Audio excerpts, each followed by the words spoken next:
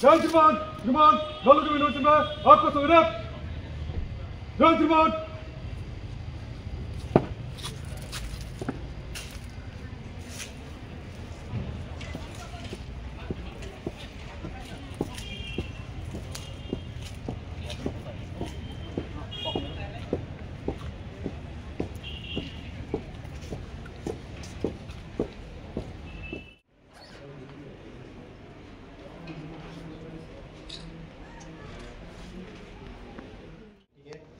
বিশ্ববিদ্যালয়ৰ প্ৰথম উপাচাৰ্য হিচাপে আমাৰ ডক্টৰ বৰা ছাৰ আমাৰ ইয়াত উপস্থিত হৈছে। তেখেতক আমি শুভকামনা জনাই গোটেই বিশ্ববিদ্যালয় পৰিয়ালৰ হৈ তেখেতৰ সংগী হৈ কাম হিচাপে বুলি অংগীকাৰ কৰি আমি তেখেতক আসন গ্ৰহণ কৰিবলৈ অনুৰোধ কৰিছোঁ।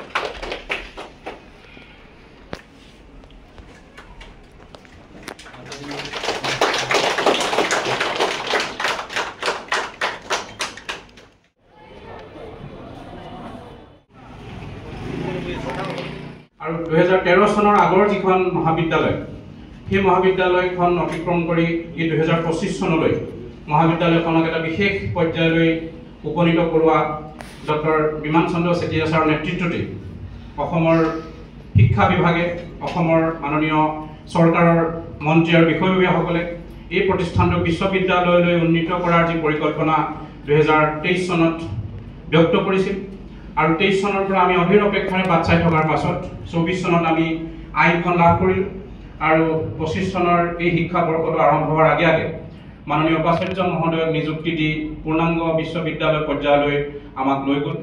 আমি এই গোটেই পৰিক্ৰমাটোত জড়িত প্ৰত্যেকগৰাকী ব্যক্তিক 1952 চনৰ পৰা জড়িত হৈ থকা যিসকল নেতৃত্ব লোৱা ব্যক্তি শ্ৰদ্ধাৰ বিশ্বনাৰায়ণ শাস্ত্ৰী, যোগানন্দ বৰগোহাঁই, হেমেন গগৈ ডাঙৰীয়া, বুধিন বৰুৱা ছাৰ আৰু শেষত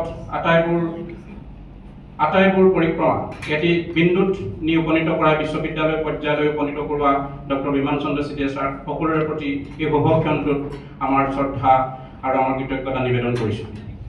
আমি প্ৰথমতেই মাননীয় উপাচাৰ্য মহোদয়ক মহাবিদ্যালয় প্ৰশাসনৰ তৰফৰ পৰা 13 চনৰ জুন মাহৰ পৰা আমি এখন অসমৰ প্ৰথমখন স্বায়ত্তশাসিত মহাবিদ্যালয় হিচাপে আমি পৰিগণিত হৈছিলোঁ। সেই গৌৰৱৰ অধিকাৰী নিশ্চয় আমাৰ শিক্ষক শিক্ষয়িত্ৰীসকল, আমাৰ পৰিয়ালৰ সকলো সদস্য। আমি গৌৰৱবোধ কৰোঁ, এখন মহাবিদ্যালয় হিচাপে আমি গৌৰৱবোধ কৰোঁ যে এইখন মহাবিদ্যালয়ৰ ইউনিভাৰ্চিটি গ্ৰাণ্টছ কমিশ্যনৰ college with potential excellence second ফেজৰ এখন মহাবিদ্যালয়। ভাৰতত মাত্ৰ 48খন মহাবিদ্যালয় আছে যি কলেজ ফৰ পটেঞ্চিয়েল এক্সেলেঞ্চিৰ ছেকেণ্ড ফেজ পাইছিল। এইটো আমাৰ কাৰণে এটা গৌৰৱৰ বিষয়। এইটো আমি 2014 চনত পাইছিলোঁ। ঠিক মই প্ৰিন্সিপাল হোৱাৰ পিছত আমি নাকৰ এ গেট পাবলৈও সক্ষম হৈছিলোঁ আৰু লগতে ৰাষ্ট্ৰীয় সমীক্ষা মতে ইষ্টাৰ্ণ জোনৰ কটন কলেজৰ পিছতে second best college of this region North Lakhimpur college. আমি সেইখিনি গৌৰৱ লৈ আমি আগবাঢ়ি থাকোঁ।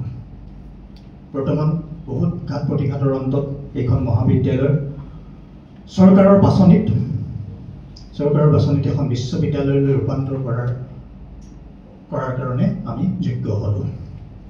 এইটো কথা কিন্তু স্বীকাৰ কৰিবই লাগিব যে মহাবিদ্যালয়খন বিশ্ববিদ্যালয় হোৱাৰ কাৰণে যোগ্যতা অৰ্জন কৰিছে। এইটো সকলোৱে স্বীকাৰ কৰিব লাগিব। তাৰ অন্তৰত থকা ব্যক্তিসকল, আমাৰ শিক্ষক শিক্ষয়িত্ৰীসকল, আমাৰ মহাবিদ্যালয় পৰিচালনা সমিতি বা এজ এ হ'ল গোটেই পৰিয়ালটো এইটোৰ কাৰণে গৌৰৱবোধ কৰিব লাগিব বা উত্তৰ অসমৰ সকলো জনসাধাৰণে এই ক্ষেত্ৰত গৌৰৱবোধ কৰিছে যে আমাৰ এখন বিশ্ববিদ্যালয় হ'ল। যদিও বা লখিমপুৰত এখন বিশ্ববিদ্যালয় আছিল, মাধৱদেৱ বিশ্ববিদ্যালয়, তথাপিও যে আমাৰ নামটো আহিল সেইটো কাৰণে আমি নিশ্চয় গৌৰৱবোধ কৰিম। তাৰ কাৰণে আমাৰ নতুন প্ৰেৰণা এটা আৰম্ভ হ'ব। আজি এটা আমাৰ নতুন দিন। মই আজি ঘৰতে কৈছোঁ ডক্টৰ স্বপ্নলী জিঅ'গ্ৰাফী ডিপাৰ্টমেণ্টৰ হেড, মোৰ পৰিবাৰ, তেওঁক কৈছোঁ যে আজি এটা আমাৰ নতুন দিন আৰম্ভ হৈছে। কেৱল মোৰ কাৰণে নহয়, গোটেই উত্তৰ অসমৰ জনসাধাৰণৰ কাৰণে, নৰ্থ লখিমপুৰ কলেজৰ ষ্টেক হোল্ডাৰ্ছৰ কাৰণে বা আমাৰ এমপ্লয়ী সকলোৰ কাৰণে এটা নতুন দিন আৰম্ভ হৈছে। এই নতুন দিনটোৱে নিশ্চয় উত্তৰ অসমৰ ৰাইজৰ যিটো সপোন, এখন ভাল বিশ্ববিদ্যালয় আমাক লাগে, এই সপোনটো নিশ্চয় তেওঁলোকৰ ফলপ্ৰসূ হোৱাৰ কাৰণে এটা আৰম্ভণি আজি হৈছে। নহয়নে বাৰু? গতিকে আপোনালোকেও হয়তো আপোনালোকেও প্ৰেৰণা পাইছে যে আপোনালোকে আমাৰ যিগৰাকী বিশ্ববিদ্যালয়ৰ উপাচাৰ্য আহিছে তেখেতৰ নেতৃত্বত আমি যাতে এখন খুব সুন্দৰ এখন ভৱিষ্যতপূৰ্ণ আৰু এখন মানদণ্ড বিশিষ্ট বিশ্ববিদ্যালয় তথা উত্তৰ অসমৰ নতুন চাম পুৰুষক দিহা দেখাব পৰা, নতুন চাম পুৰুষক আমি দিশ দেখাব পৰা এখন বিশ্ববিদ্যালয় হিচাপে গঢ় দিব পাৰোঁ, তাৰ প্ৰচেষ্টা আমি আৰম্ভ কৰিম। আপোনালোকৰ সহযোগিতা নিশ্চয় সদায় আমাৰ উপাচাৰ্যগৰাকীৰ লগত থাকিব, আমি আগুৱাই যাম। এইখিনি হ'ল আমাৰ সংকল্প।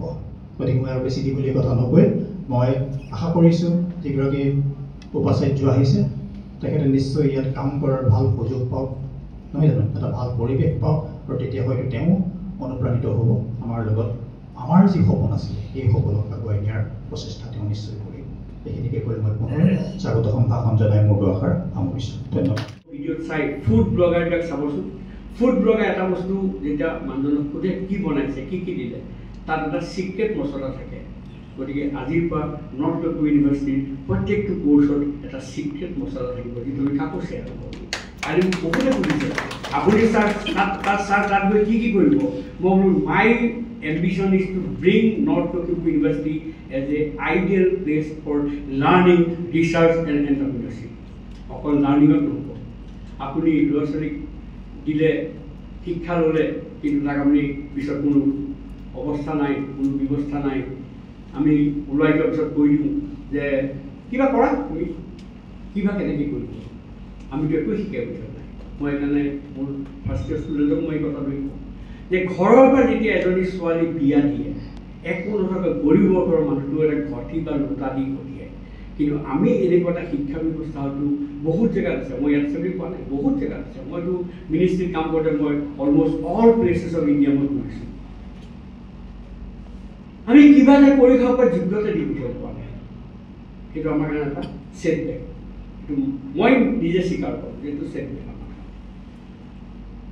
মোৰ লাইফ কমফৰ্টেবল মানে মোৰ অপৰিচয় হৈ তাৰ ল'ৰা ছোৱালীৰ লাইফ কমফৰ্টেবল নহয়, বনাব লাগিব। আমি কমফৰ্টেবল বনাবৰ কাৰণে আমি কিছুমান ট্ৰেইনিং দিব লাগিব, কষ্ট কৰাব লাগিব।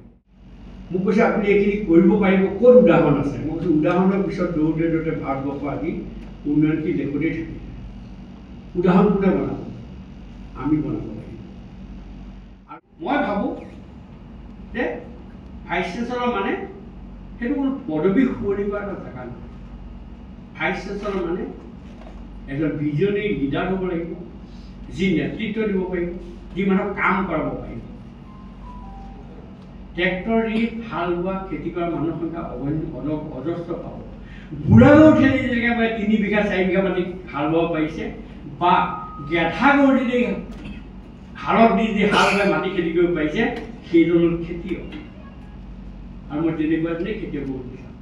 এই ব্যক্তিয়ে আমাৰ বিশ্ববিদ্যালয় উপাচাৰ্য হিচাপে দায়িত্ব লৈছে, যিটো নৰ্থ লখিমপুৰ মহাবিদ্যালয় পৰিয়ালে সকলো সময়তেই বাঞ্ছা কৰে যে যোগ্যজনক যোগ্য ধৰণে কামত আগবঢ়াই নি নিৰপেক্ষতাৰে যুক্তিযুক্ততাৰে কঠোৰ নেতৃত্ব লাভ কৰিলে আমি সকলোৱে আনন্দিত হওঁ। আৰু সেই আশাৰেই আমি আজি অনুষ্ঠানটো সামৰণি ঘোষণা কৰিছোঁ। ধন্যবাদ।